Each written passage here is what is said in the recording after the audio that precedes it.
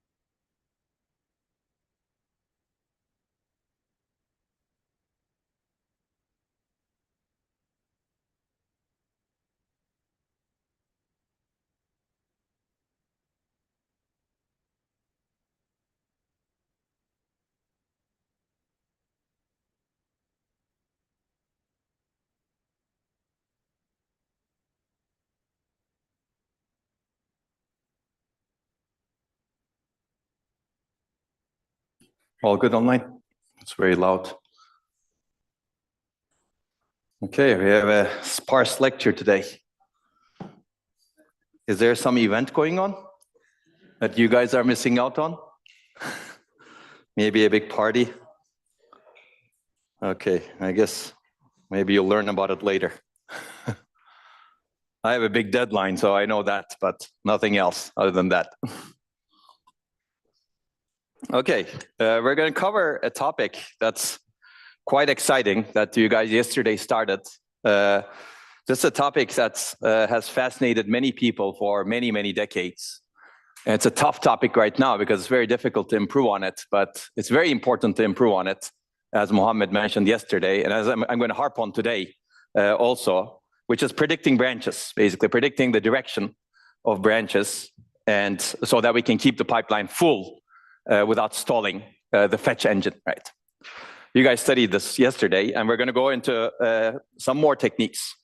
And hopefully we're going to finish branch prediction, even though there are a lot of other things that we can talk about in branch prediction. I'll leave you with the backup slides.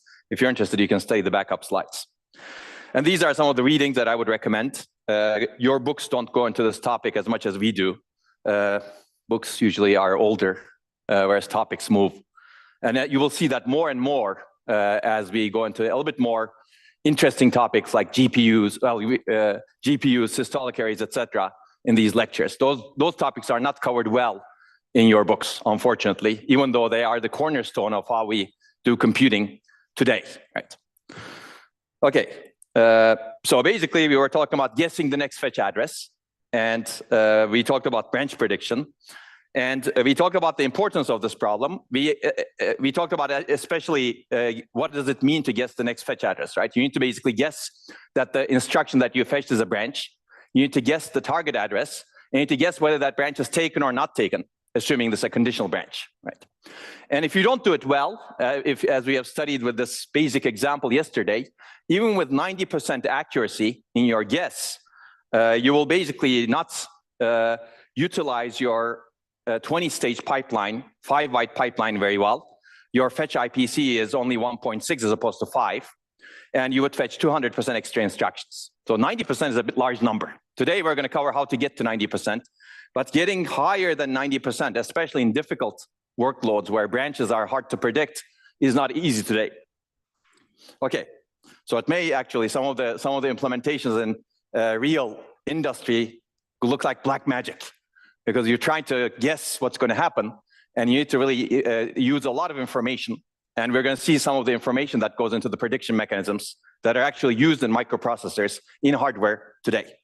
Okay, this was essentially our fetch stage with a branch target buffer. Remember yesterday we introduced a branch target buffer, which basically is indexed with the program counter of the instruction you fetch.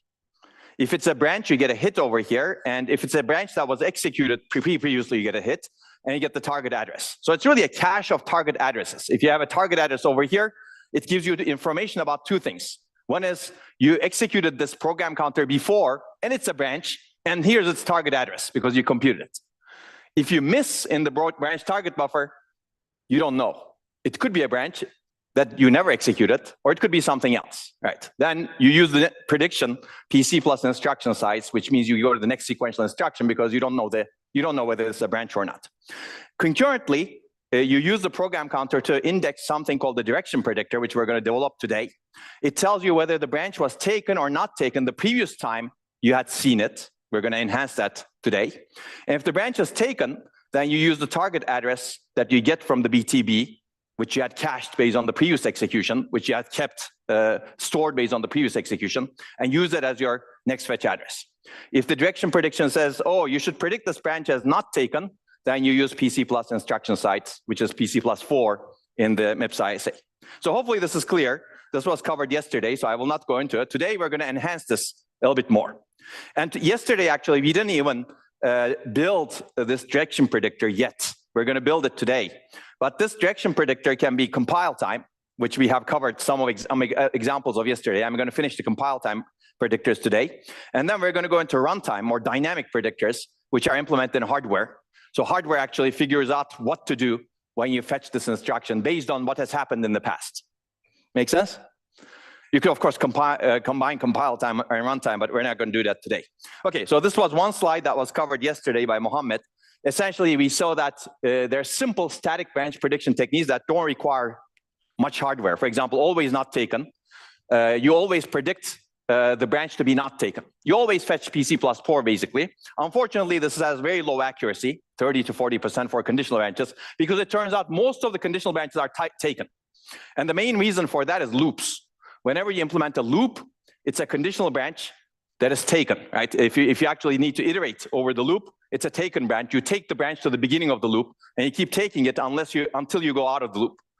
And since loops usually iterate more than once, twice, 3 times, 4 times, 5 times, 100 times, most branches tend to be taken. But this is very simple, clearly, but it's not very good performance. If you can do the opposite, you can always predict the branch as taken, Here, you don't need direction prediction, but you need target prediction. And this gets better accuracy, clearly, because it's the opposite of not taken. And essentially, this is better, but 60%, as we have seen earlier, is not enough, right? And then people play the trick of backward taken. If you see a branch that goes backward in code, and basically the target address is earlier in code in terms of address compared to the branch, you predict it as taken because this may be a loop branch. Otherwise, you predict it as not taken because this probably is not a loop branch. And this turns out to be a little bit better than either of these mechanisms. But these are all static mechanisms still, meaning you don't need direction prediction hardware for this. Okay, there's another static mechanism that's profile-based, and this is the last thing that was covered yesterday. I'll go through this relatively quickly again. The idea is compiler supplies a prediction based on the information that it gathers during compile time. Compiler essentially looks at all the branches, it profiles the code using some input sets. Basically, it runs the code using some input sets that's provided by the programmer or the user. And it says, under these conditions, under these input sets, I say this branch is likely to be taken.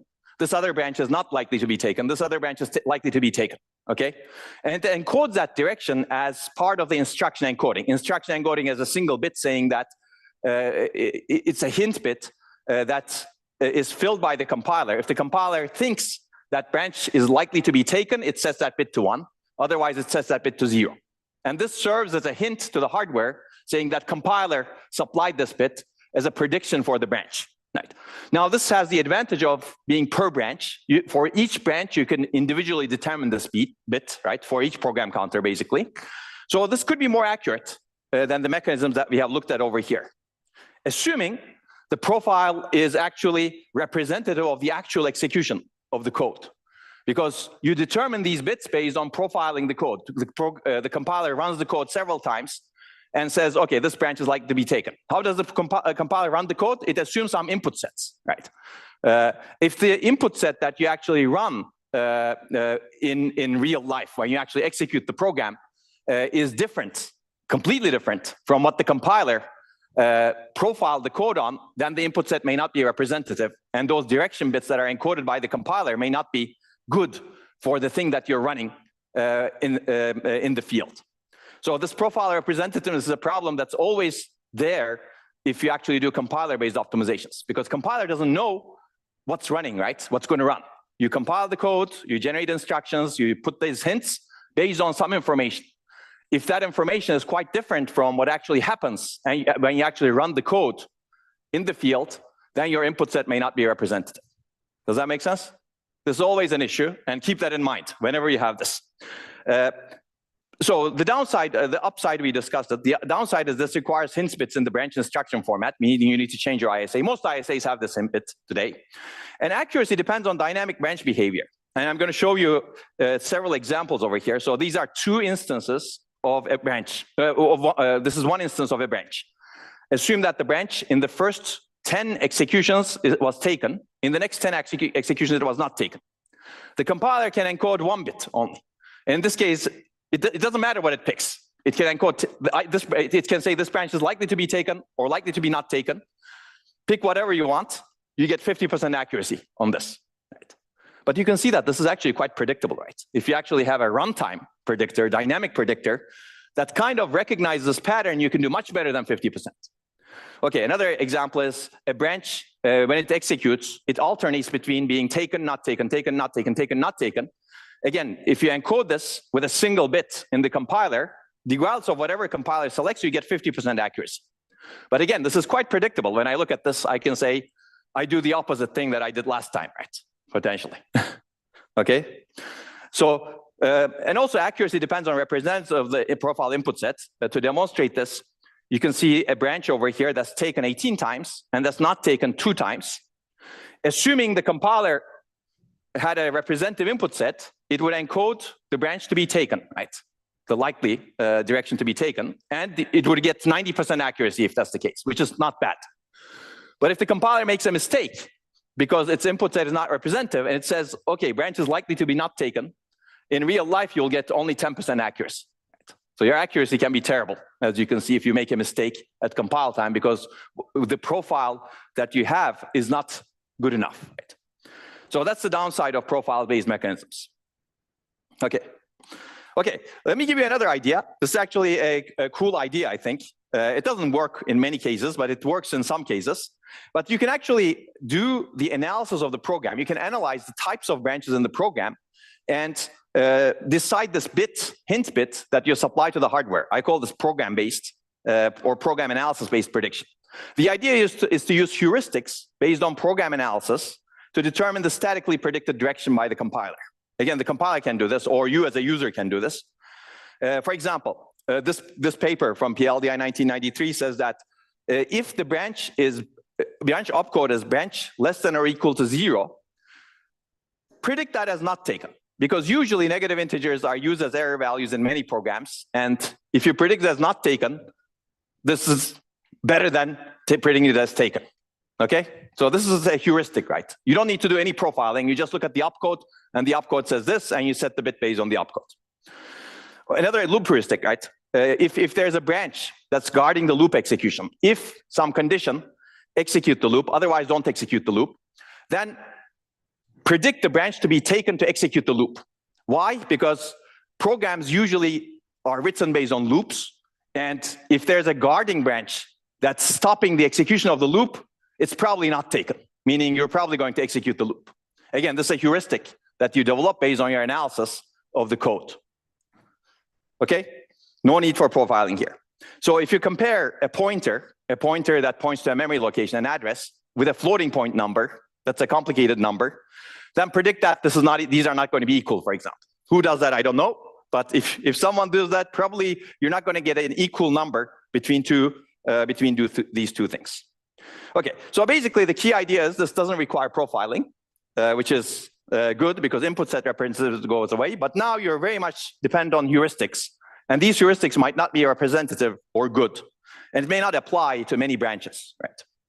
This requires still compiler analysis and ISA support, but that's true for other static methods as well. So if you're interested in this, I would recommend reading this paper from 1993, and it's very nice, I think, and it shows that at the time they got 20% misprediction rate, which is not bad at the time. Okay, one last static branch prediction method is programmer-based. Basically, as a programmer, whenever you're programming, you guess whether the branch is going to be taken or not taken. And you communicate this information for each branch to the hardware using some constructs in the programming language. And many programming languages have these constructs called pragmas. Essentially, you can specify, I'm going to show you in the next slide, you can specify whether a branch is going to be likely not taken or likely taken, right? If you're a good programmer, maybe you can do that. But again, this is not also perfect, right? Programmer may not know the data input coming into the program. So this doesn't require profiling or program analysis. Programmer may know some branches and their program behavior better than other analysis techniques if they have a good hunch of what's going to happen potentially. Unfortunately, this requires even more support. It requires support from the programming language. It requires support from the compiler to take what's provided by the programming language and encode it in the ISA. So it requires support from the ISA as well. So clearly this burdens the programmer now, right? Because programmer needs to think about whether their branch is going to be taken or not taken. Okay, let me get into the notion of pragmas. Basically, how does the programmer convey this information? Essentially, a lot of languages, programming languages, provide keywords that enable programmers to convey different types of information to lower levels of the transformation hierarchy, meaning hardware in this case. You can convey this information to the instruction set architecture, and instruction set architecture encodes it, and you can actually communicate with the hardware from the program, saying that, oh, I think this is going to be taken, for example. So this is an example, if likely X. This is a pragma in C language. Essentially, in this case, you're testing X. If X is true, you execute that code in the brackets, and you say, I think this is going to be taken, meaning execute the code in the brackets. So you're providing a hint to the hardware. So the compiler that compiles this pragma basically sets the bit in the branch that executes that if statement to be 1, meaning that that's going to be taken, right? And you can do unlikely error, for example. If there's an error, do something. And most of the time, you don't get errors in the programs, hopefully. And if you get errors, you don't care about performance anyway. So basically, you can set that to be unlikely. There could be many other hints and optimizations that can be enabled with this sort of pragmas. This is an example. But another pragma I will give you is whether a loop can be parallelized. This is a pragma that the compiler, that the programmer says, I think this loop is parallelizable. So compiler, please try to parallelize it with your techniques. This is a pragma that happens, that is there in many parallel programming languages, OpenMP, for example. And this is how it's specified. And this is description directly from the OpenMP manual. This parallel directive explicitly instructs the compiler to parallelize a chosen segment of code. Of course, the compiler may or may not be successful, but now the programmer guides the compiler to try to do it. Right? Make sense? That's another performance optimization. Yes? Why does the compiler not try to parallelize loops anyway? Like that's supposedly in all cases. I mean, it may be too difficult. It may actually lead to some code bloat, for example. If the loop is not really parallelizable, the compiler may need to do a lot of tricks that actually increase the code size, etc. So that's so there are undesirable effects. If it's guided by the programmer, you may actually avoid some of the undesirable effects, basically. That's a very good question. Compilers are not good enough yet because they don't have a lot of information about dynamic execution, right? And dependencies. Yeah. Okay, very good. So now we're almost done with static branch prediction. Essentially, all previous techniques can be combined. You can have some branches predicted based on profile, some branches based on program analysis, some branches based on programmer information. The question is, of course, how would you do that? There's work to be done here. And there's a common disadvantage of all three techniques, which I've given you actually already. Even though branch may be quite predictable based on dynamic information, none of these techniques take into account dynamic information, meaning they cannot adapt to changes in branch behavior. They basically encode one single direction for the branch, whereas the branch may change behavior while it's executing, right? It may be taken for the first million times it's executed. In the next million times, it may be not taken, right? I give you an example, 10, 10, but imagine it's million and million, right? Essentially, we want techniques that can adapt to changes. So, of course, if you keep recompiling the code while it's running, meaning having a dynamic compiler, dynamic binary translator, we have seen at a high level earlier, you could mitigate some of this, right? You could basically, the compiler compiles the code. After some point, it recompiles the code while the code is running. And it can change, it can adapt to some of these changes in dynamic behavior in branches, right? Assuming the branch changes behavior at a coarse granularity, this may be okay. Like every million branches, every million executions, you switch from taken to not taken. But what if you switch from taken to not taken every other execution? That's very difficult to account for, even with a dynamic compiler that recompiles the code once in a while. So, and a dynamic compiler also has its overheads. And what's a dynamic compiler? Essentially, a compiler that generates code at runtime that changes the code. And there's a support in modern machines for these. For example, Java language has a just-in-time compiler. Microsoft is a common language runtime. And in this class, we've seen a binary translator, actually multiple binary translators, that actually compile code dynamically and adapt to hot code that may actually be executed a lot. NVIDIA, for example, the dynamic code optimizer that we discussed briefly again in the past, does that. It basically finds out which parts of the code are executed a lot and it optimizes them. If you actually know information about which direction the branches are going, you can change the hint bits when you're compiling the code or when you're compiling the code. Okay. So there is a way to make the static prediction more dynamic by having a dynamic compiler that keeps recompiling the code, but there are overheads associated with it. So now, because of that, we're going to move to runtime techniques. You can combine runtime techniques with static techniques also and choose the best. We're going to talk about hybrid branch predictors later on, but you can be a hybrid of static and dynamic as well. But let's not get ahead of ourselves. Okay, now I'm going to move to runtime techniques, which can adapt to behavior of branches dynamically. And we're going to start with the simplest mechanisms, and we're going to build advanced algorithms that are used in current systems like perceptrons and geometric history length predictors, etc. This will become more clear when we discuss it. Okay, what is the idea? I think I've given you the idea already. Basically, predict branches based on runtime dynamic information collected by hardware in many of these cases. So the big advantage here is you can predict based on the history of execution of the branches. If a history indicates a pattern that could be predictable, you can do better than static prediction. And you can adapt to dynamic changes in branch behavior. If the branch behavior changes, you can adapt to that change. There's no need for static profiling, so all of the input set representativeness problem goes away, right? or relying on the programmer, relying on heuristics. All of those problems go away, basically.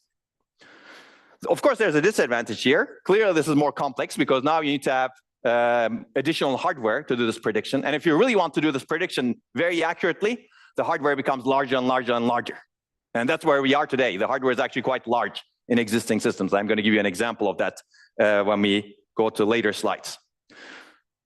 Make sense? Okay, now let's jump into the simplest predictor you can design. This is the last time predictor. The basic idea is, guess that the branch will take the same direction as it was executed the last time you executed it. Okay, it's the same branch, same program counter. You keep one bit for that program counter. You could store this bit in the BTB, or you could store it in the direction predictor, as I showed you earlier. This bit indicates which direction the branch went last time it was executed. So you execute the branch, and you figure out that, oh, it's taken. You record that bit as to be taken. Next time you fetch the branch, you check that bit, because you have the same program counter. It's the same branch. Oh, it says taken, meaning that last time I executed it was taken, so I'm going to predict it as taken. Right? I'm going to do what I did last time, essentially, what I should have done last time. You can think of it that way. Essentially, if you look at this thing, this execution profile, I'll call this an execution profile.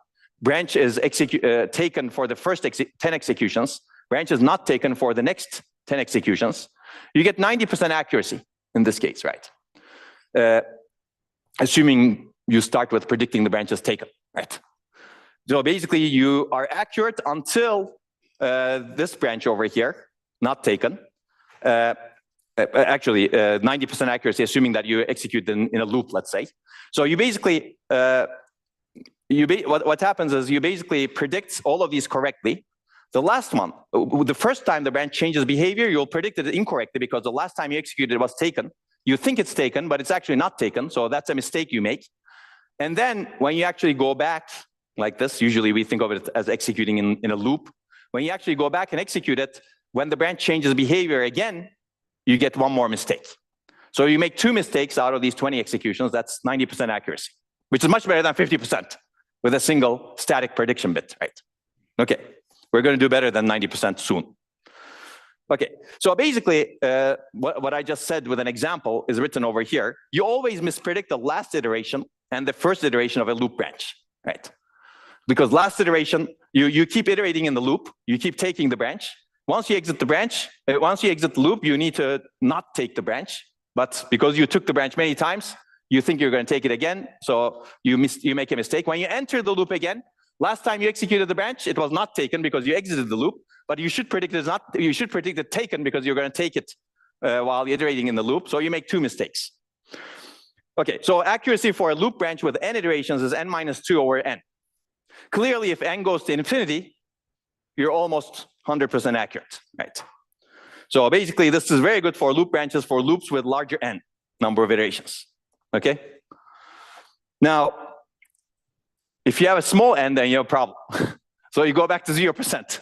Even though this is, again, very predictable, as you can see, right? So if n is 2 in this case, yeah, you go to 0%, as you can see, right? So you can actually check with the equation. So basically, this is not good. Last time is not good if the branch is always doing the opposite thing what it did last time, right? But you can probably predict this with a pattern matcher. I'm not going to go into the pattern matcher. We will get to Perceptron, etc. later on. But we're going to fix this problem partially with the next predictor that we will see. Okay, so how do you implement the last time predictor? There are multiple possible implementations. This is one example. Basically, now we actually need a direction predictor. You take the program counter and index an array, and this array records which direction the branch went last time it was taken based on a part of the program counter used as the address, right? So this direction predictor says whether the branch was taken last time, whether this program counter led to a taken outcome last time, okay? Now, you could actually, you don't have to have this direction predictor separate from the BTB. BTB, remember, you use the program counter to index a memory structure. This memory structure gives you whether this was a branch and whether you have a target address for the branch, whether you execute it. It could also tell you whether it was taken last time, right? So it could actually be part of the branch target buffer. And this is one way of implementing it. Basically, this is your program counter. what you could do is you index into the program counter with a part of your address. It gives you an entry over here. This entry tells you the target address and also the last time what happened to that branch, and a tag also. We're going to see the structure later on when we talk about caches. So don't worry about it if you don't quite understand this yet. But you can think of this as indexing a memory array using an address. Address is determined by part of your program counter. And essentially, you get the taken bit, and you get the target address. And if the bit here is set, that means the branch was taken last time, so you use the target address as your prediction. Otherwise, you use PC plus 4 as your prediction. Make sense? Okay, we're going to look at the structure later on when we get to the caches. This is a very classic cache structure. But again, I don't want you to think about implementation details right now because our focus is really on algorithms to do branch prediction today. Okay? You're going to have a lot of fun with this sort of structure later on. Okay. So basically, you need to update this branch history table that's part of the BTB or the direction predictor that is outside the BTB, depending on how you implement it, after each execution of a branch. So if you think about this, for each branch, you have kind of like a state machine, right? One state says, predict the branch as taken, because that was what we did last time. The other state says, predicted not taken. And you can basically think of moving between states. If the branch is actually taken, you stay in the same state. Predicted taken next time, right? If the branch is actually not taken, you go to the other state, saying that next time predicted not taken. So you can basically fill out the state diagram. For every branch, you basically have a state machine. When I say every branch, of course, every branch in the program may not be possible. For every entry you have in this direction predictor table, and different branches with different addresses can potentially map to this table, right? Because you're using part of the program counter as your address. Okay, but in the purest sense, it's for every branch. Okay, so there is a problem with this, and people have figured this out. Essentially, it changes its mind very quickly. With a single opposite outcome, it basically moves from one state to another state. Basically, it doesn't believe in staying in the same state, if you think about it. Right? This is kind of like a broken air conditioning. So if you actually have air conditioners, you set the air conditioning to be 20 degrees Celsius, for example, right? You want to stay there. And if it's a little bit higher than 20 degrees Celsius, your air conditioner may start cooling down, right? If it's a little bit lower than 20 degrees Celsius, the air conditioner may start heating up.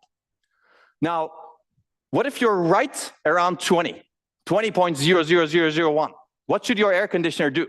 Should it start cooling down immediately, or should it wait a little bit? Right? So basically, people have figured out that it's a good idea to wait a little bit. Why? Because there's a margin over here around 20 degrees Celsius, and if you too quickly change your mind and start cooling down, you cool down, and then you go to 19.99999 degrees, and then at that point, what do?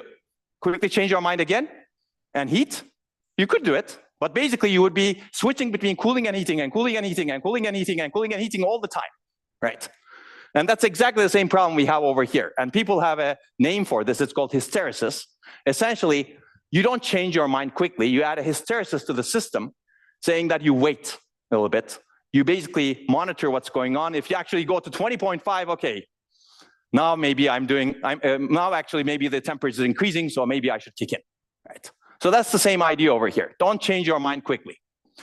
Okay, that's what basically the idea of improving the last time predictor means. And this actually made a huge difference. That's why I'm actually harping on it. This makes a huge difference in energy consumption of air conditioners also, as you can imagine, right? But basically, a last time predictor changes prediction from taken to not taken, or not taken, taken too quickly, even though the branch may be mostly taken or mostly not taken, right? So you may imagine a branch taken, taken, taken, taken, not taken, and then taken, taken, taken, taken, and then not taken once in a while. If you change your mind, you make 2 mistakes. If you don't change your mind, maybe you'll make 1 mistake, right? That's the idea here. Add hysteresis to the predictor so that the prediction does not change on a single different outcome. Wait so that you actually accumulate some more information and some more evidence that you should really change your mind, okay? So how do you accumulate that evidence? Well, there are multiple ways of doing it, but one of the simplest ways of doing it is use 2 bits to track what happened as opposed to using a single bit, right? So essentially, you can have 2 states each for taken or not taken instead of 1 state for each. And this was introduced by this seminal paper in ISCA 1981. And after this, all of the microprocessors implemented this, and they actually had a huge boost in branch prediction accuracy. So this is also called 2-bit counter-based prediction. Each branch is associated with a 2-bit counter. One more bit provides hysteresis. A strong prediction does not change with a single different outcome. It's also called bimodal prediction, so there are multiple words. But basically, the idea looks like this, at least a 2-bit counter implementation. So you have 4 states with 2 bits, and 4 states encode, so these 2 states, for example, encode that the branch should be predicted taken, right? These two states encode that the branch should be predicted not taken. So there's a maximum value over here that you can go to, you saturate at that value, and then there's another minimum value over here, and then you saturate at that value. This is also called saturating arithmetic, meaning you basically have two maximum and minimum values, and if you actually at a state where you're at the maximum value, and you want to reinforce that maximum, you stay at that state, essentially. So this means in branch prediction terms, if you're in this state, it's also called a strongly taken state, meaning that I strongly believe that this branch is going to be taken, right? You can think of it as belief, right? And if you see that the branch is actually taken, you stay in the state. If you see that the branch is actually not taken when you execute it, your belief is modified a little bit, and you go to a weakly taken state. Oh, I think this branch is going to be still taken. I'm not going to change my mind because I've seen this, that it was taken for at least twice. Now I'm going to move to a state where I'm a little bit less believing that it's going to be taken, but I'm still believing that it's going to be taken, right? Okay, so one opposite outcome takes you to the weakly taken state. Now, if you see that, you predict that branch taken again, but if the branch is actually not taken again, then you change your mind, right? So basically, you change your mind after seeing 2 opposite outcomes to what you kind of believe based on past information. Does that make sense? And you can do the same analysis for the predicted taken. These are actually balanced states, as you can see. Okay, so that's the hysteresis basically. And as I said, if you're in this predicted taken state over here, you're thinking the branch is strongly taken, so you don't change your mind. If you're in the weakly taken state, you change your mind. Now, of course, the same problem exists right here. You can basically flip-flop between predicted taken, weakly taken state, and weakly not taken states if the branch actually changes over there. So you don't perfectly have hysteresis in that case, but you eliminate a lot of the downsides. If you actually add more bits, 3-bit counter, you can solve that problem. But as you add more bits, it takes time to actually train the predictor as well, right? Because you need to see a lot of outcomes. We're going to see an example with 3 bits later on from real processors. But that's the basic idea. If you want to add more hysteresis, add more bits, right? Then you change your mind even less frequently. But that may or may not be good, depending on the branch behavior, of course, right? Does that make sense? Okay. Okay. So basically, each branch is associated with a 2-bit counter. This can be stored in the BTB, or it can be stored in the direction predictor that we've shown earlier. I'm going to show that again. This one more bit provides hysteresis, and a strong prediction does not change with one single different outcome. Now let's do an analysis of this. This is a loop with n iterations. In this case, for example, you have 19 of these. You execute the branch, 19 of them are taken, and the last one is not taken. And you get 95% accuracy over here, right? Basically, you get all of them correct except for the not taken one, right? Okay, assuming the counter is initialized to weakly taken. There's an assumption over here. If you look over here, assuming the counter is again initialized to weakly taken, or in this case, strongly taken also, you basically get 50% accuracy.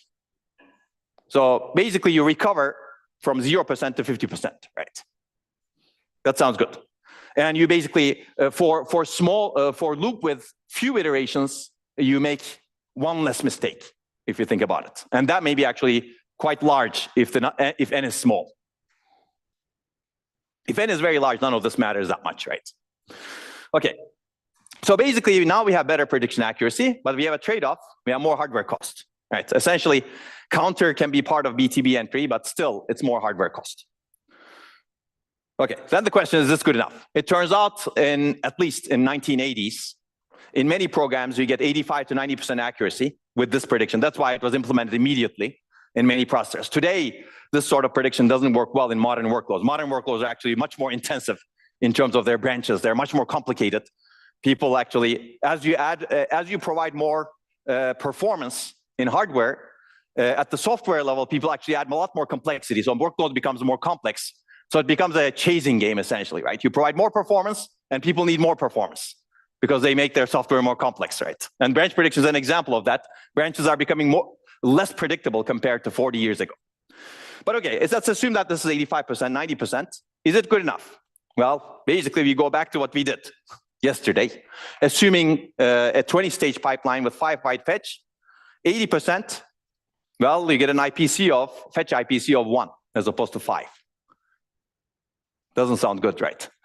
And you're fetching 400% extra instructions. Not good for energy, not good for performance. Okay, assume 85%, still not good. Assume 90%, still not good, right? So we want to get as close as possible to 100%, especially as N increases and W increases, and these are actually higher in modern processors, both of them. Okay, so basically, can we do better? And we're going to talk about an idea called two-level branch prediction that has, again, revolutionized how things are done about 10 years after that 1981 paper. This is a seminal paper in 1991.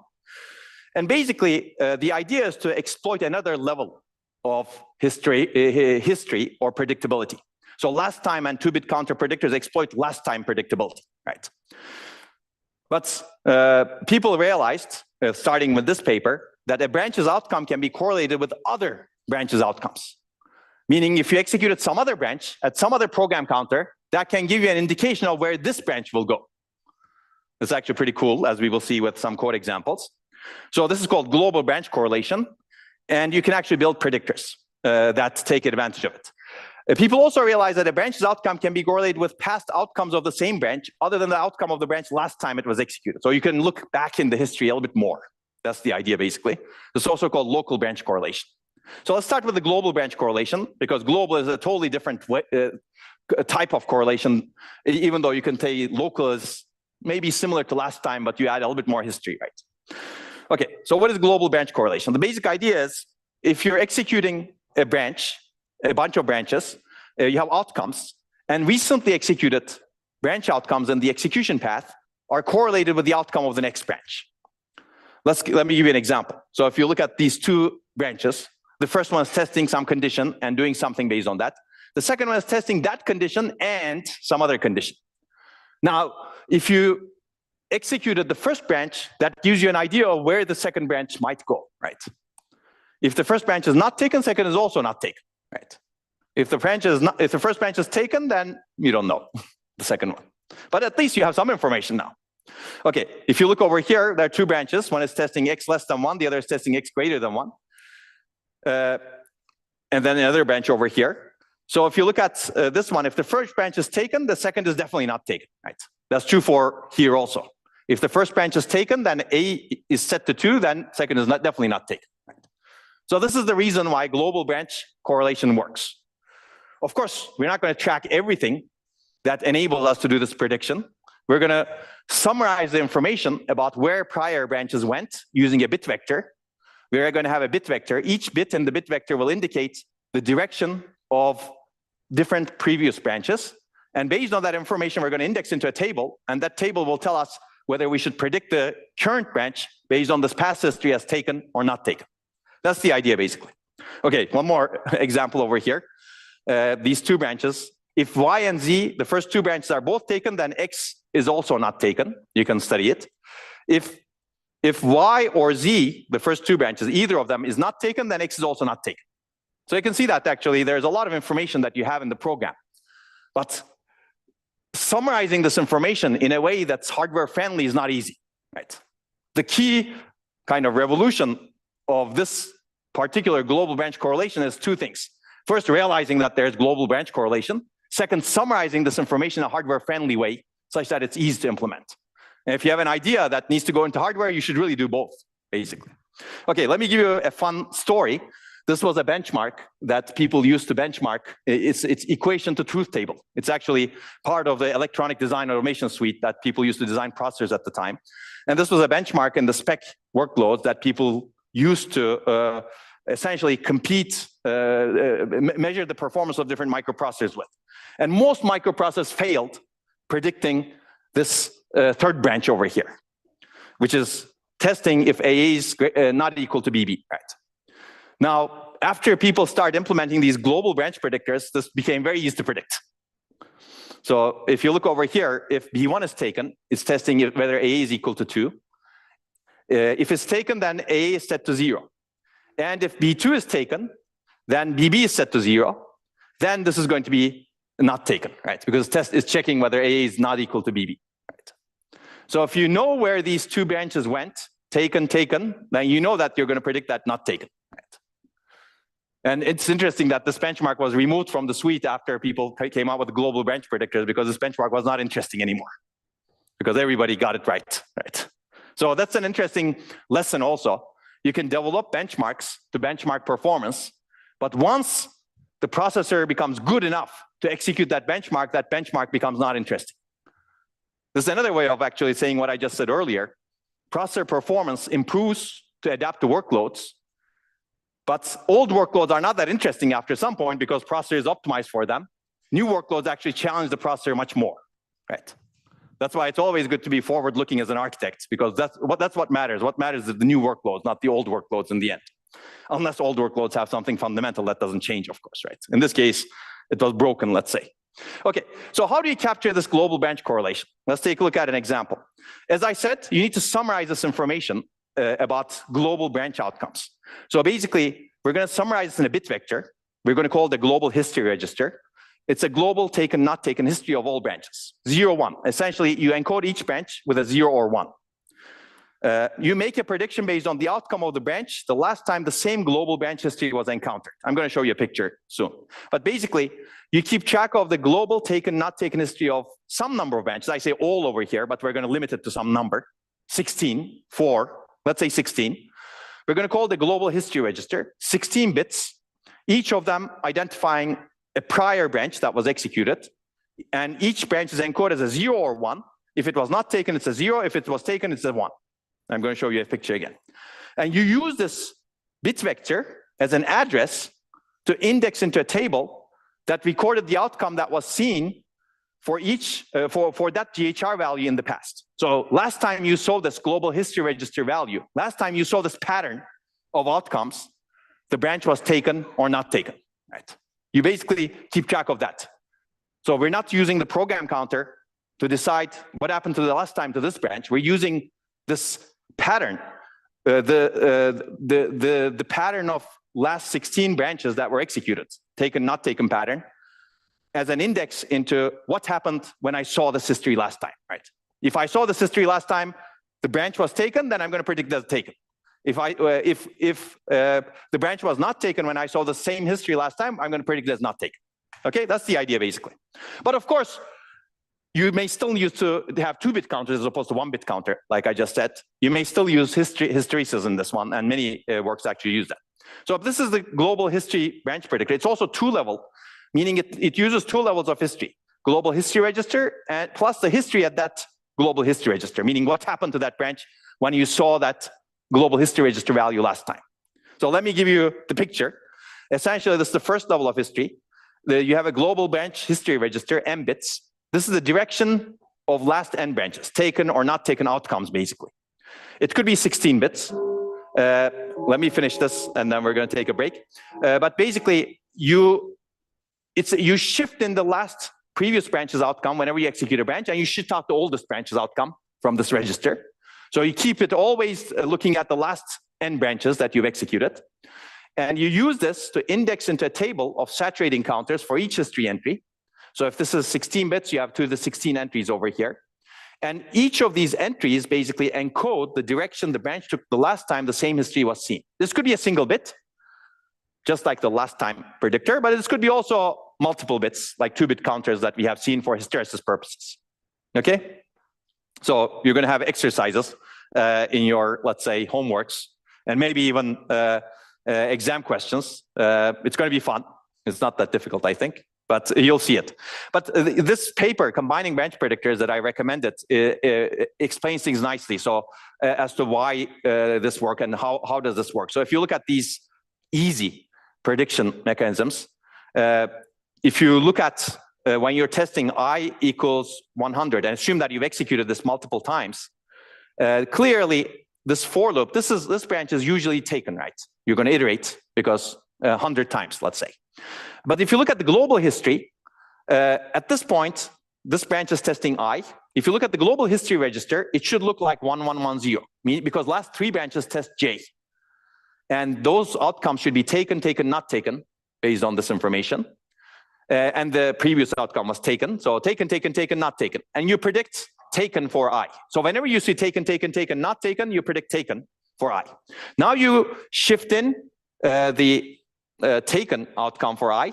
So this goes to the end over here. One of them, this earlier taken drops out. So the next history is taken, not taken. And you see that history when you fetch the next branch, which is beginning of this for loop, the first branch in this for loop. And this should be taken because clearly you're just starting this for loop. So whenever you see the history taken, not taken, the result should be taken in this code structure. And then you go to the next branch, you shift in the outcome. So the history becomes, you shift out the first one, you shift in the next one. The history becomes taken, not taken, taken. Again, the result should be taken over here, right? So basically, I kind of simulated part of it, but essentially, you can get almost perfect accuracy using this structure. Okay, let me finish the Pentium Pro branch predictor, and then we're going to be done. Essentially, Pentium Pro, we discussed yesterday or earlier that this is the first processor, modern processor, that was successfully implemented the out-of-order execution paradigm.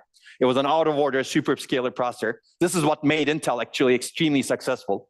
It was one of the best, let's say, money-making processors in the market. It actually improved performance significantly.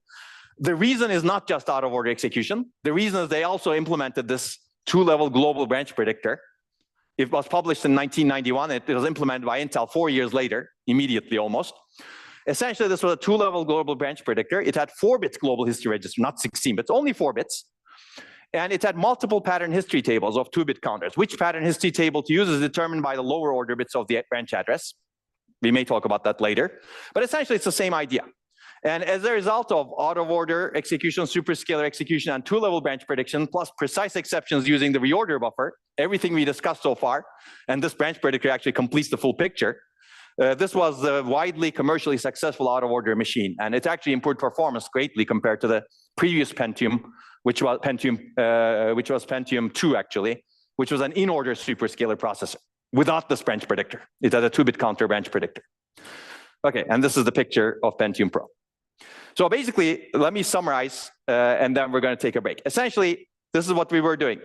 We had a program counter-based predictor. We changed that direction prediction. We don't use the program counter anymore. You use the global branch history to actually index into a direction predictor. Now this direction predictor has to be separate from the BTB because it's indexed completely differently from the BTB, right? Let me just animate it again.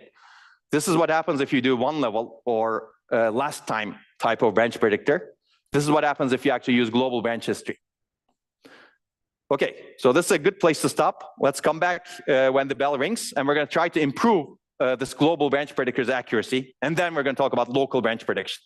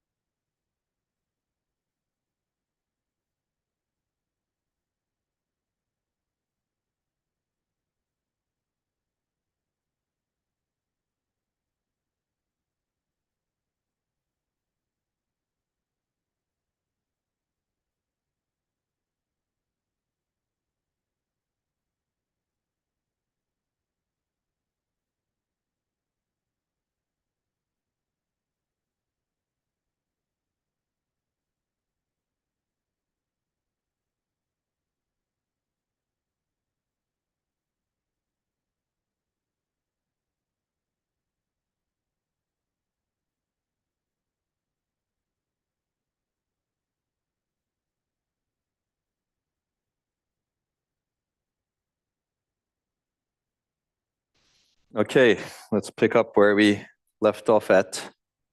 Is everything good online? Okay. Okay, just to jog your memory, we covered the one-level predictor, which looked like this. You use the program counter to make a decision in terms of the direction. Now we enhanced it with another level of history, which is we use the global branch history to make a decision, and then the history at that global branch history, okay? Now, you can actually improve this a little bit. There's a paper that came out 2 years after that seminal paper that introduced two-level prediction, which remains as a technical report. It was never published anywhere, but it had a huge influence in the field. And actually, I show you this, this description that I showed you is from that paper, for example. It introduced the idea of adding more context information to the prediction. And the idea is, don't just use the global history to make a prediction, but also use information about other things. One other thing, obvious thing, is the program counter of the branch. Basically, take into account which branch is being predicted in addition to the global history. And this makes actually a big difference also, it turns out. It's called the G-share predictor. You basically use global history register hashed with the branch PC. Hashing means XORing, for example. You can do a bitwise XOR of the branch address, program counter, and the global history register. And then you use that to index into this direction predictor, which is called the pattern history table or branch history table. That's the idea over here. So why does this make sense? Because you use more context information for prediction. You don't just use the history register or branch address. You use both of them. And this gives you better information about what's going on in the program, essentially.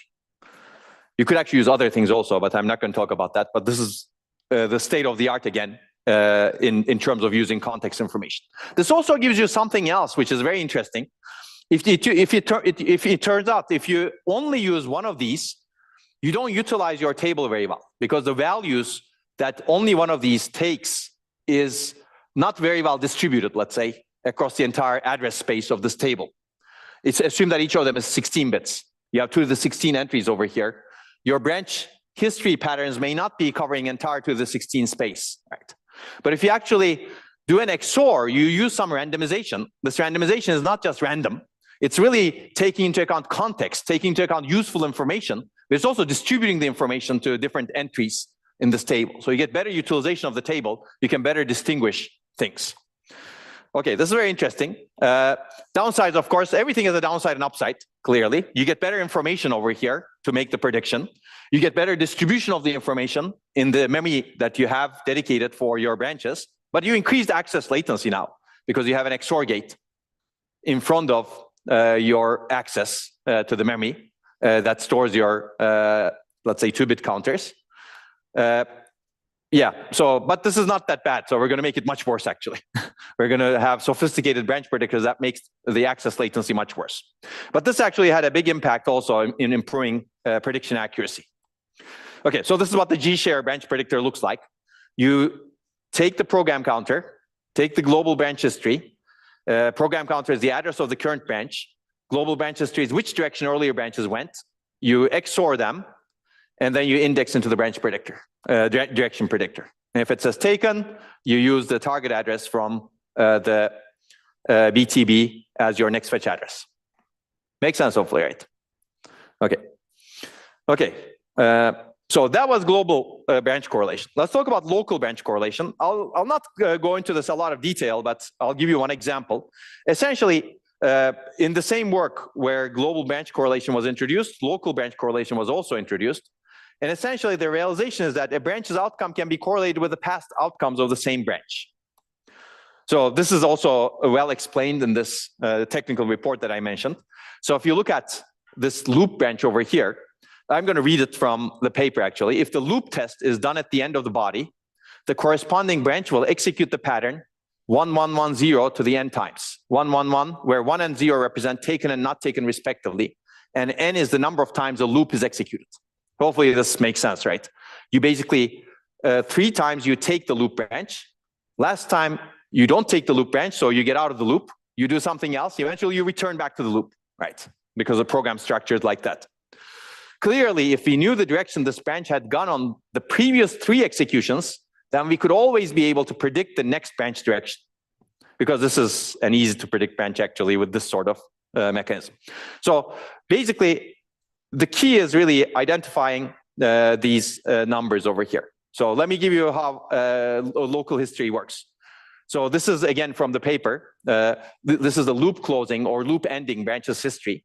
It's always doing 1110, 1110, 1110, 1110, as you can see, right? Taken, taken, taken, not taken, taken, taken, taken, not taken. Because the first 3 times it's taken, the last time it's not taken.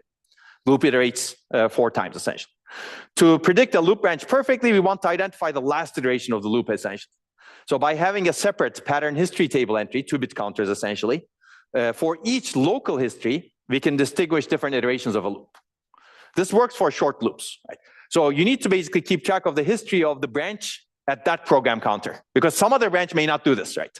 Some other loop branch may be doing 11110, 11110, 11110, etc. So the reason this works is, if you look at these different points in whenever you do 1110, whenever you execute this branch multiple times, you see different histories, right? So if the past 4 times the branch is executed was 1011, you should predict it as taken because you're still in the loop iterating. If it's 1101, it's taken. It's 1110, it's taken again. Only if the last 4 executions of the branch was not taken, taken, taken, taken, the next time you should predict it as not taken, right? And by having the local history indexed into different locations, you can identify different loop iterations in which this branch is executed. That's the idea. It's not the easiest way to identify this sort of loop. Later, as we will see, people introduce specialized loop predictors. They basically try to identify branches that go backward and that iterate like this, and they basically have a very specialized predictor for that. We will see that. But this is one way of handling the local history. Okay, so let's take a look at how do we capture this. Essentially, you do the same thing. You have a per branch, you have a history register. This history register encodes which direction this particular branch went last n times. So it's a per branch history register as opposed to a global history register that collects information from all different branches. You associate the predicted outcome of a branch with the taken, not taken history of the same branch. And you make a prediction based on the outcome of the branch the last time the same local branch history was encountered. So it's called the local history or local branch predictor. Again, it uses 2 levels of history. One level, per branch history register. The second level is the history at that history register value. What happened last time I saw this history for this branch? Did I take the branch? Did I not take the branch? And you can add hysteresis on top of that. Okay, again, the picture looks like this. As opposed to having a single global history register, now we have many local history registers, 1 per each branch. I don't know why this wants to. Okay, maybe it's going to come up again. Essentially, the first level is a set of local history registers. Each of them is m bits. You select the history register based on the program counter of the branch because we want to have per branch information. The second level, you use the history register you selected and index into a pattern history table. This is a table of saturating counters for each history entry. Essentially what I said earlier, the direction the branch took the last time the same history was C. And hopefully you can identify the ending iteration of the loop, for example, assuming it's a loop branch. There are other cases where this is useful, but it's a little bit harder to think about. Loops are easier to think about. Okay, hopefully this makes sense, right? So the structure is very similar, as you can see. The key is really encoding this information in a nice and clean way so that the hardware doesn't become complex. These history registers that encode taken and not taken with a single bit, and you have a bit vector for what happened to the branch last n times you executed it, is a nice way of encoding the information. And you index into a table, so everything becomes simple if you think about it. Of course, structures become much larger if n is very large. If you want to keep a history of 1024, then you have a 2 to the 1024 entry pattern history table, which is not realistic, right? That's why the histories are usually, initially it was 4, we will see 10, 12, etc. Today it could actually be 16, but there are other methods, as we will see, that actually makes those histories larger, but not this method. Okay, so this is what a 2-level local history branch predictor looks like. You take the program counter, address of the current instruction, you index into an array of local history registers, and you pick one based on the program counter, which directions earlier instances of this branch went. It basically specifies which directions earlier instances of this branch went, and then you use that to index into a pattern history table, which tells you what happened the last time you saw this history for that branch. And then you decide whether or not it's taken based on the status of the single bit or 2 bits or 3 bits over here, depending on whether or not you use hysteresis. So now you can see that this is much more complicated, right? earlier what we did, let me go back to that picture. It's going to take some time. So we make things more and more complicated. So this was our program counter. We just use the program counter to index. This was our global branch history register. We just use it to index. This was, and then we XORed them together and index them. That's G-share. And now if you want to do local history, it's a little bit more complicated. You index into one table to get the local history register, and then you use that to index into another table to get the direction that you want. So this is a little bit more expensive than global history, but it does make a difference. As we will see, this is also implemented in modern processors. Modern processors usually implement a global predictor, a local predictor, and some sort of loop predictor, and some sort of other mechanisms, as we will see soon. Okay, so this paper that introduced the two-level prediction ideas actually generalized the concept. I will not go into a lot of detail, but this is actually a family of mechanisms. This is a global predictor. Basically, I showed you earlier, you have a global history register. History register can be essentially global. And you have a pattern history table. This is the direction predictor, 2-bit counters. That could also be global. A global predictor is the simplest. All of these are shared across all branches, essentially. All branches contribute to them. And then on the other hand, you have something that's unimplementable, meaning extremely expensive. You have a pattern history table over here. You have history registers. You have per branch history registers. Every branch has its own history register. So that's very local. And then every branch has also its own pattern history table, 2-bit counters. So for every branch, you have this separate. Now, that's clearly very expensive, right? And there could be thousands of branches in programming. You're not going to have hardware to accommodate that. In some programs, there could be millions of branches, right? So what's more realistic is somewhere in between, essentially. And there are actually different ways of thinking about that in between. So if you're interested, you can look at this paper. But this paper had a lot of impact on processor design. It was selected as one of the Test of Time award winners for the micro conference. And if you're interested, you can read the author's retrospective on this topic. The second author is my PhD advisor. So, okay. The question is, of course, can we do better? Now I've gotten you to the 1990s, right? We're at 1990s. The question is, can you do better than all of this? And that's always what has enabled better and better performance processors, right? And the answer is yes, of course, right? If you actually put enough creative people on a problem, they will come up with good solutions, even on very difficult problems. Okay, so basically, let me give you some other ideas. Essentially, there are different ways of doing better. One is to realize that different branches have different types of predictability. Some branches are more predictable using local history. You've seen that with loop branches, right? Short iterating loops, for example. Some branches are more predictable using global history if, for example, the global correlation leads to a better prediction, right? Clearly, there are cases where that global correlation is much more important than local correlation. For some others, a 2-bit counter is enough. Maybe a 1-bit is enough, right? Last time, the branch always does what it did last time, right? Never, always not taken. An error branch, for example, is testing for an error. If it's taken, that means that you're going to quit the program because there was something wrong. That's probably always not taken. And when it's taken, it doesn't matter for you, right? Yet basically a single bit is enough, right? So that could be encoded using static profile information. So the observation is that there is a lot of heterogeneity in the predictability behavior of branches. So don't use one-size-fits-all hardware to cater for everything. When you have heterogeneity, you should always have heterogeneous hardware essentially to cater for different things in the end. So basically, there's no one-size-fits-all branch prediction algorithm for all branches. Exploit this heterogeneity and predictability behavior by designing hybrid or heterogeneous branch predictors, which is essentially what we have in all processors today. So basically, the idea is to use more than one type of predictor and select the best predictor. Clearly, this adds complexity now because you design multiple predictors, and you also need to design a selector, meta predictor, to decide which predictor to use for a given branch that you're predicting. So for example, you can have a hybrid of 2-bit counters and a global predictor, right? That's one example. I'm going to show you a more sophisticated example soon. And again, this was introduced in this technical report, which was quite influential. So advantages. Essentially, this gives you better accuracy because hopefully you can use the best predictor that you think is the best for each branch at any given point of time. There's also another benefit, which we didn't discuss earlier. If you have a long history, it takes time to warm up the predictor, meaning you need to see those see the history, different outcomes of the history, so that you can actually warm up the bits, right? The prediction bits. if you don't actually warm up the predictor, you may actually make not good predictions. You may want to use a simpler predictor that warms up quickly until you see the entire history. Because if you think about it, if you have 16-bit history, if you're actually exercising a lot of those bits, that means you need to see a lot of outcomes to actually warm up the predictor. Okay, so that's another benefit than accuracy. Actually, this impacts accuracy also, right? Because if you use a simpler but slightly more accurate predictor while the bigger predictor is warming up, your accuracy also increases.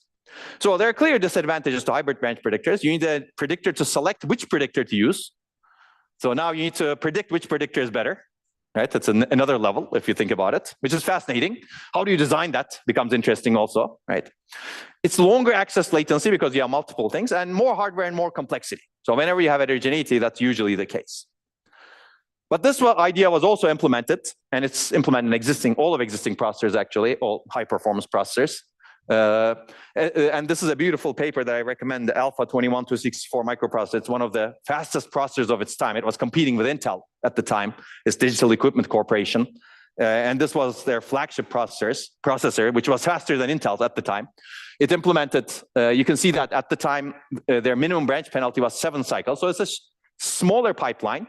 They can fetch 4 instructions per cycle, but typical branch penalty is longer. And you can see that target addresses are stored in the instruction cache, which we may get to later on. But basically, this is what the predictor looks like. You have, let me start with the global one. You have a global predictor over here. You have 12 bits of global history, much larger than what Intel implemented in their Pentium Pro. And you can see that the global predictor has 2 to 12 entries. Each of them is 2-bit counters. It supplies one prediction using that history. Right? And then there's a local history table. Basically, you have 1024 10-bit counters. Based on the program counter, you pick one of them. That's your local history for that branch. And you use that to index another local predictor table, which happens to have 1024 entries and 3 bits in each entry. So therefore, based on hysteresis, et cetera, they decided 3 bits is a better idea over here. And you basically make 2 predictions. One is a local prediction for the branch. The other is a global prediction. And depending on which predictor you think is more accurate, you select the final prediction. So how do they determine? Basically, they have what is called a choice predictor. It turns out it takes the global history, and based on which predictor was better the last time you saw that global history, it selects the predictor to choose. This may not be the best heuristic, but this is what they found to be working for their system. Right? There could be better heuristics, of course, right? You could imagine. But this is a reasonable predictor at the time in early 2000s and late 1990s. And you can see that it's complicated, much more complicated than what we've seen so far, right? We started with no bits at all. Now we have a lot of bits. It's going to be more and more bits. Okay. There's another idea that actually is very powerful, which is basically get rid of things that you don't want to spend resources on. This is called filtering. There are some branches that are easy to predict. Don't spend your valuable resources on them. Filter them out. Many branches are biased in one direction, for example, 99% taken. These branches pollute the branch prediction structures. Basically, they make the prediction of other branches difficult by causing interference in the branch prediction tables and history registers. Because there might be some other branch that's really important to predict, and it's very hard to predict because maybe it's 50% taken, right? But now you're actually using part of your resources to update the counters and the global history, et cetera, for a branch that's almost 100% taken, right? So the idea is not do that. Detect such biased branches somehow, either through compiler, which is always a danger because compiler may not have perfect information, or in hardware, monitor branches and figure out which branches are easy to predict. There, you could actually add another predictor that predicts which branches are easy to predict and filter them out. Don't use these sophisticated structures because these branches are easy to predict, don't pollute the other things. Okay, that's the idea basically. Predict them with a simpler predictor. This is called branch classification. Again, another influential paper that talks about it. Okay, so basically, are we done with branch prediction? I'm going to go into more sophisticated ideas. Essentially, the McFarling paper, the technical report that I mentioned, showed that you get 90 to 97% prediction accuracy on average. Again, there's old workloads. Today, that number is still low, actually. If you look at graph workloads, for example, you do large-scale graph analytics. A lot of branches over there are very difficult to predict because you actually are trying to traverse a graph and the input pattern in which you're trying to traverse the graph is hard to predict because it's dependent on what you're searching for in the graph, right? Think about a social network. You try to find, I don't know, who is close to you at a given time, right? You traverse this graph and it may not be you may not have a very predictable patterns, right? So at that time, there was no such thing. no social networks, etc. Basically, you get 90 to 90%. But the same paper shows that difficult workloads still suffer a lot. For example, a compiler. At the time, one of the difficult workloads was compiler. Still, this is a difficult workload. The maximum IPC with this hybrid branch predictor that they showed in this paper was 9, assuming all of the resources are there to execute. But actually, if you can do perfect branch prediction, you could get to 35 instructions per cycle, assuming you're not limited by other resources. You could execute any instruction that you want with any resources that you want. So branch prediction still limits performance significantly on some workloads, even at the time. Today is much worse. So basically, people kept introducing new ideas. I'll go through a few of these. So loop branch predictor, I kind of mentioned this. Essentially, this is a predictor that detects loop branches and basically says, oh, if I have a predictable iteration count, I can filter these out of any of the other predictors. Basically, detect a loop branch, that's a backward branch, and then say, the last time I saw this backward branch, it was taken 4 times. So count how many times this branch was taken. Next time you see this branch, start counting again. And when you actually get to that limit, predict the branch is not taken because you're not going to iterate again. This is assuming that you're going to have a predictable iteration count on the same loop. This works well for loops with small number of iterations where the iteration count is predictable. But there are enough of these that it was implemented in many processors, starting with Intel Pentium M. I will show a picture of this, but I will not dwell on this that much. We're going to study especially Perceptron branch predictors because this is going to be one of the most successful applications of machine learning to hardware today. Essentially, the idea is to use what is called a perceptron. How many of you know perceptrons? Okay. This is a single layer network, basically. Today we have neural networks. Perceptron is the predecessor of all of those neural networks, essentially. It's not multi-layer, it's a single layer. There are multi-layer perceptrons also, but what we're going to see is single layer. So essentially, the idea is to learn direction correlations between individual branches, or at least more accurate, the history bits and the current branch you're predicting. And you assign weights to correlations using simple machine learning. And it was introduced in another seminal paper. Now we're talking about 2001. We talked about 1981, 1991, 2001, right? We're getting closer to today. And then people have also introduced different history lengths. People understood actually that a single history length doesn't work well.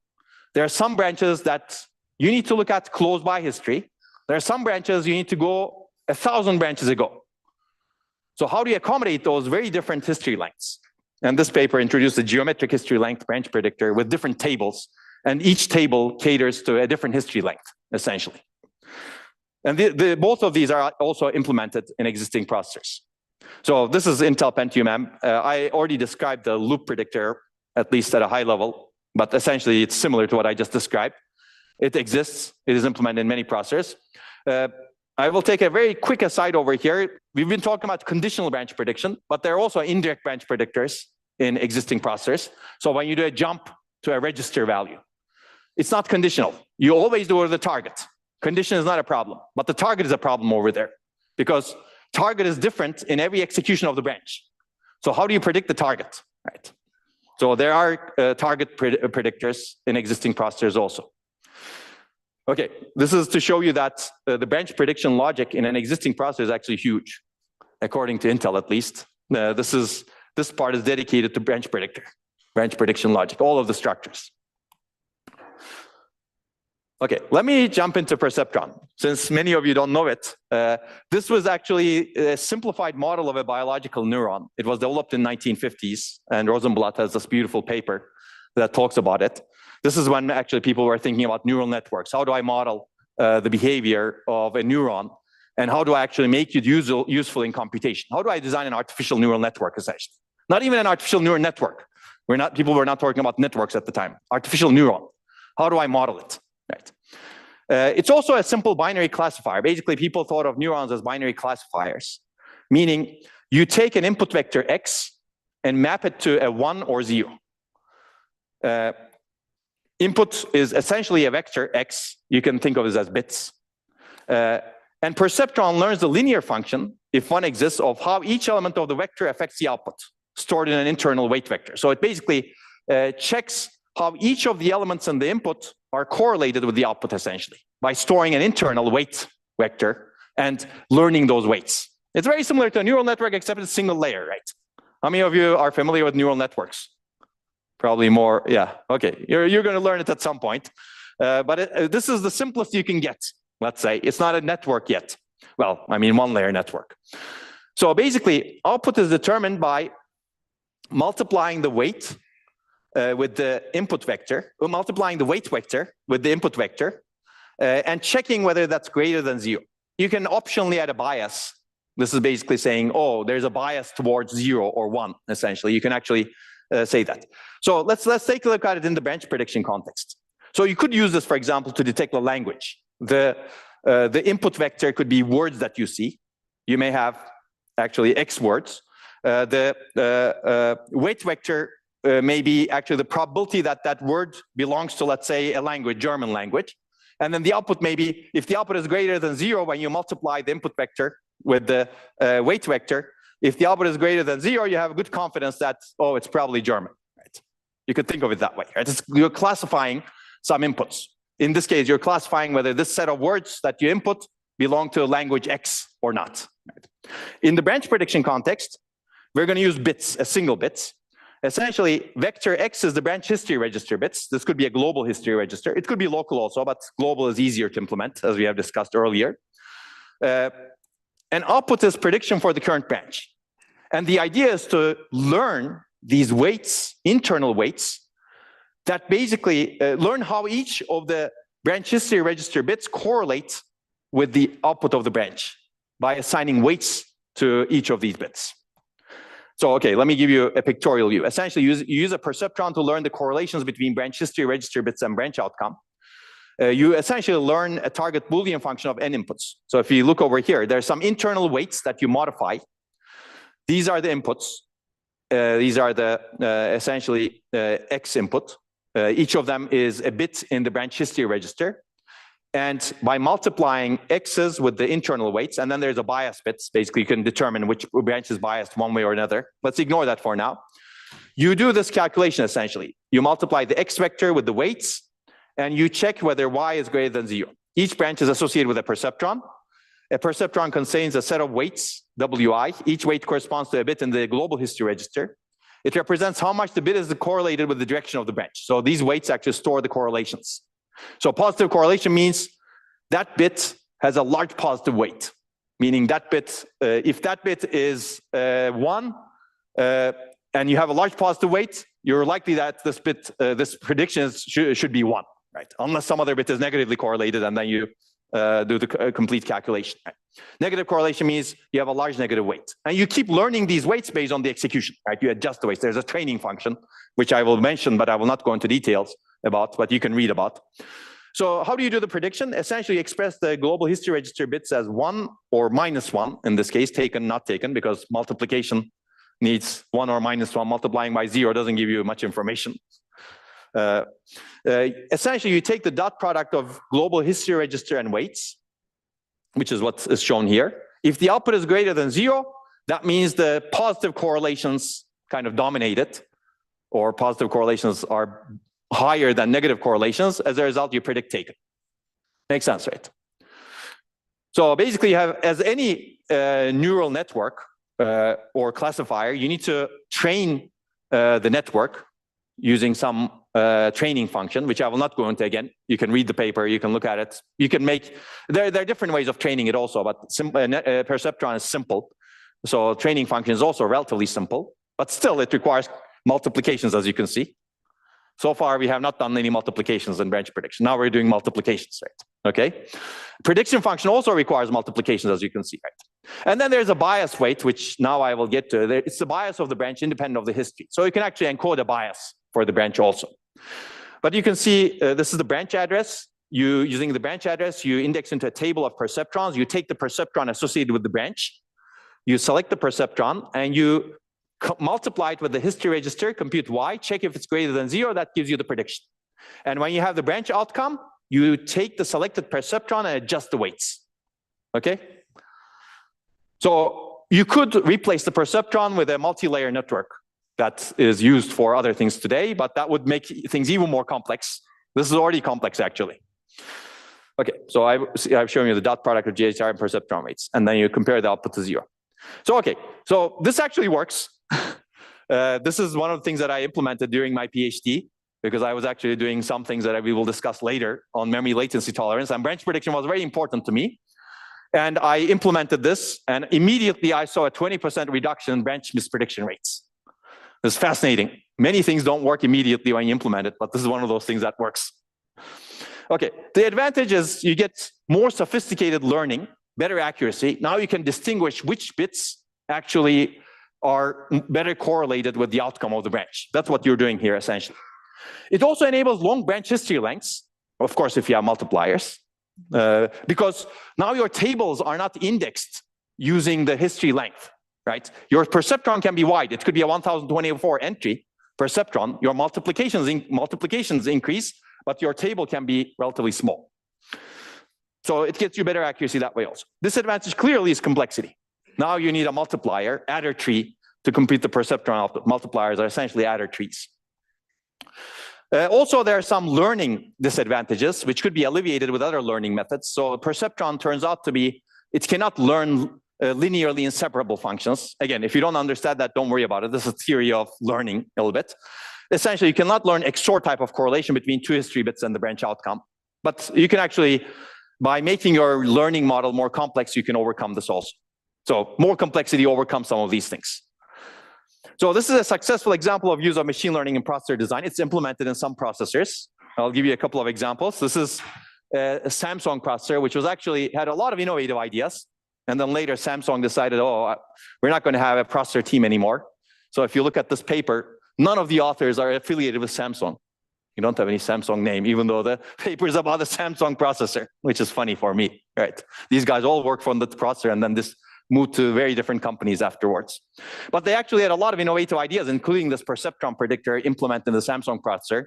They also implemented one of our ideas on doing indirect branch prediction, virtual program counter prediction, which is, if you're interested, you can read it. I'm not going to talk about that. But it's also implemented on processors that do exist, which is AMD. So AMD implemented a perceptron branch predictor. You can read there. So you can see, for example, they actually have multiple branch predictors. They have a hashed perceptron, which is one way of implementing perceptron. But they also say that you can get significant branch prediction accuracy. So this is some pictures that show essentially how perceptron operates from one of the websites that analyzes AMD chip. If you're interested, you can look at this. But this is essentially what I said earlier.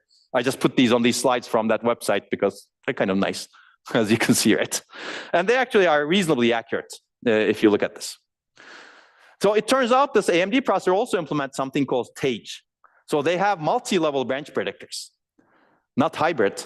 They have hybrid branch predictors, but they also have multi-level branch predictors, meaning they have a branch predictor that's relatively quick, perceptron, that makes a decision. And then at the same time, they start access to another branch predictor that's relatively slow. And if that branch predictor that's relatively slow but more accurate says the previous branch predictor is incorrect, they flush the pipeline quickly and they refetch. But this is still a prediction. They don't flush the pipeline based on the outcome of the branch. The branch is not executed yet. They flush the pipeline based on a more accurate predictor's prediction. So you can see how complicated our fetch engines and processors are today, right? You have levels and levels of prediction. Okay, now we're going to talk about that TAGE predictor that AMD thinks is more accurate but slower. Any questions? I'm going through a lot of ideas, as you can see. But this is fascinating, as you can see. People have come up with a lot of creative ideas. So let me talk about this. This is very interesting because it turns out this is a little bit more accurate than the perceptron. Maybe we haven't figured out how to do the perceptrons yet. This is implemented in many processors. And the idea is to use multiple history lengths. So far, we've been using a single history length, right? The observation is very fundamental. Different branches require different history lengths for better prediction accuracy. And the idea is to have multiple pattern history tables indexed with global history registers with different history lengths and intelligently allocate pattern history table entries to different branches. So it's going to be a little bit more complicated, as you can see. So you have some base predictor that uses only program counter information. You have another predictor over here that uses a small history length.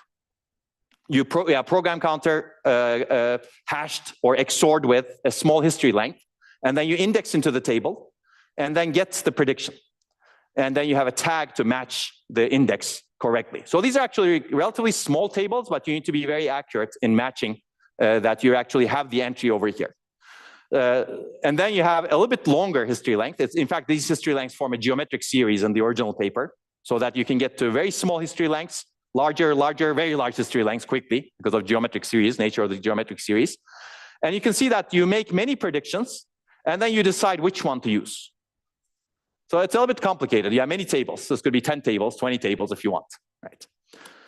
Okay, and this is introduced in this paper, geometric history length predictor.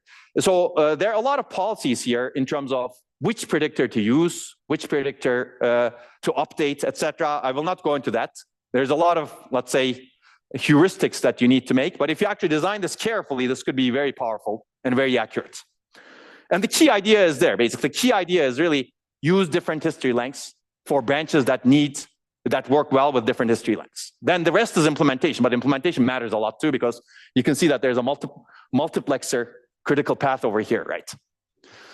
Okay, so this is also implemented, and this is again from that website. So let's talk about the advantage. You can choose the best history length to predict each branch, better accuracy. It enables long branch history lengths, better accuracy. So this actually enables long history lengths much more efficiently, in a sense, than a perceptron, because you can add more tables, and you can actually have a geometric series of history lengths, or a different series of history lengths. So you can actually be very frugal in terms of hardware. The disadvantage is that design complexity is not low, and getting it right is not easy. A lot of heuristics are here. You need to choose good hash functions and table sizes to maximize accuracy, minimize latency. Even then, minimizing latency may not be easy, as we have seen with the AMD picture earlier. But this is a very successful recent idea also, relatively recent. We're talking about 2006 or so, that is used in many modern processor designs as well. So again, AMD Zen 2 had the Perceptron as the L1, level 1 predictor, and the Tage as the level 2. A lot of Intel designs also use Tage, I believe. Okay, so this is actually a nice picture from this wiki chip that analyzed the AMD processor again. I will skip this, but basically there's a lot of analysis of how global branch predictors work. These folks, as early as 1990s, analyzed which branches you should really use to predict the current branch. It turns out, if you're predicting a branch, you can look at a few branches, but isolating those few branches can enable you to predict this branch really well. The problem is, which are those three branches? They actually differ for every branch. Some of them, for some branches, those three branches are very far away. For some branches, those three branches are very close in execution. And for some other branches, those three branches are kind of randomly distributed in execution. So figuring out which branches to actually use information or take and not taken information from is not easy. And again, these are old programs. New programs are actually quite different, new workloads. But it's good to do this analysis to do better understanding. I think the next big, let's say, revolution in branch prediction will come from better understanding. Okay, the question is always, can we do better, right? So this is mostly the state of the art of what we have in branch prediction today. This is an ugly picture. It's a beautiful paper, but an ugly picture, let's say. But it kind of conveys the idea. This is called Tage, statistical correlation and local loop branch predictors. It's a very hybrid branch predictor. You use basically PC and global history, and you use this tagged geometric history length predictor. You get a prediction and a confidence level in the prediction. And then you apply some statistical correction methods to it that I'm not going to go into. And that is going to be part of your prediction. And then there's also another prediction that comes based on some information. You also take into account other stuff like global history, local history, and something called skeleton history that I'm not going to go into detail again. You can read the paper if you're really interested. And then there's a loop predictor. And basically the final prediction is an outcome of deciding which predictor works better over here. So there's a lot that goes into this. A lot of things that we discussed is there. Actually, almost everything we discussed is there, but there's more, as you can see, right? In fact, in particular, I'm going to talk about confidence, which is actually a very important concept. But this is 2014, as you can see. Now we're in 2010s. And this is actually very close to the state of the art in modern processors today. People are experimenting with more sophisticated ideas like convolutional neural networks. If you're interested, you can look at this. Essentially, they're actually targeting identifying what I just said earlier, identifying the correlation between a branch's outcome and a large noisy global history as art. Ideally, you would like to identify which branches affect this branch. And they use convolutional neural networks over global history to expose hidden correlations for hard to predict branches. So again, I will not go into detail, but it's a convolutional neural network that's used in vision, for example. It's very similar. You use this only for very hard to predict branches, and you predict everything else with this monster. So everything else is also hard to predict if you think about it, right? For other branches, you use a huge heterogeneous monster branch predictor. And for even then, there are some branches you cannot predict, and this thing that's even more complicated can be actually helpful. Okay, and they show good results in this work, which I'm not going to go into. This is not implemented yet. It's very expensive, but there could be a path for implementation in the future. Okay, let me give you another idea. This is actually very heavily used for many reasons. And the idea is branch confidence estimation. Essentially, the idea is very similar to the meta predictor that we have seen. If you have a hybrid branch predictor, you decide which predictor is likely more accurate and choose that predictor, right? Here, we estimate if the prediction is likely to be correct. Right? So estimate how confident you are in the prediction, essentially. So why would you want to do this? It could be very useful in deciding how to speculate, for example, meaning which predictor to use. Whether to actually keep fetching on this path. Maybe you want to say, okay, I think I'm very likely on the wrong path right now, and I don't know how to correct things, let's say. I'm going to stop fetching. Let me save energy at least. Right? You could do that. Or you could use some other methods of handling branches, which we kind of discussed yesterday, and clearly we're not going to have a lot of time to discuss today, but you can use the backup slides if you're interested. So basically, this is good for decision making, and this was introduced in the seminal paper. Again, another paper that won a Test of Time award from the micro conference because it's implemented in essentially all modern processors. So basically, how do you estimate confidence? There may be many ways of estimating this confidence. In this particular paper, they kept a record of correct, incorrect outcomes for past n branches, n instances of the branch. And based on the correct, incorrect patterns, guess if the current prediction is likely to be correct or incorrect. And I have a misspelling. Oh, I don't know how this misspelling survived so many years. There you go. It's amazing. Whenever you go back and read an older paper, you figure out, oh, I could have written this better. Misspelling is a bit harder to spot, maybe. Okay. Okay, let me remove this. Okay, so basically, this is an example. It's very similar to, if you think about it, the way they designed the selector in the alpha 21-264 predictor, right? These are concurrent works, actually. Alpha 21-264 was being designed when this paper was written. Essentially, you use a global branch history register and XOR it with branch address, and basically you have a table of confidence counters. Basically say, I'm based on where I am, I think this I'm very confident in the prediction. Right? Again, you can use a lot of information for this purpose, but this could be useful. This could be useful for deciding which predictor to use. This could be useful for deciding whether to keep fetching. So this is another paper in 1990s that introduced the concept of pipeline gating. The idea is very simple again. So you basically count how many low confidence branches you have fetched. For every branch that you fetched, you make a prediction, you keep fetching. At some point you say, the probability of me being on the correct path is pretty low. And I don't know which branch to correct because I have so many low confidence branches, so I'm going to stop fetching. At least I will save energy. That's the idea over here.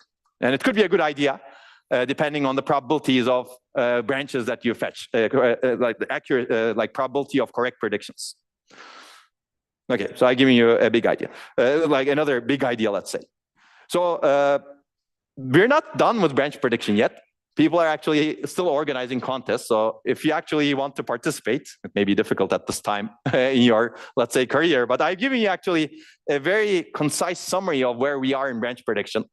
You could participate and maybe even win. If you're interested, the deadline is May 2nd. I would prioritize EDCA, but again, you don't need to, let's say, have an exam on May 2nd. But this is fun. And this sort of contest actually enables a lot of new ideas in branch prediction, data prefetching, etc.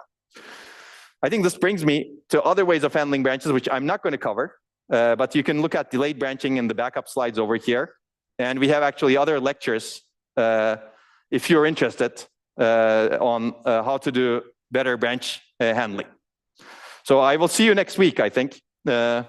These are all backup slides. I'm going to put them up. If you're interested, you can look at different ways of handling branches. So don't think that branch prediction is the only way, but it is really the dominant way. It's the way that has been successful because you don't need to change anything in software for any of these, if you think about it. Okay, have a great weekend. I'll see you next week.